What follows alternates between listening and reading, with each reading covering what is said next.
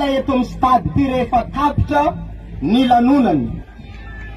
Zay no fandaharam-potoana tompoko lahy sy tompoko vavy. Ya, eto moa tsara ambaratsika fa fety pirenena ty, fa tsy fetin'ny fianakaviany chef distrika, na fetin'ny babany, na fetin'ny mamany.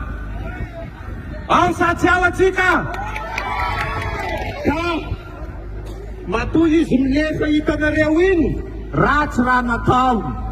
Maneritery anareo vahoaka, maneritery anareo mpiasam-panjakana, aza ianonareo fahasolom-bavam-bahoaka anareo eo akaikinareo lalandava miaro anareo vahoaka.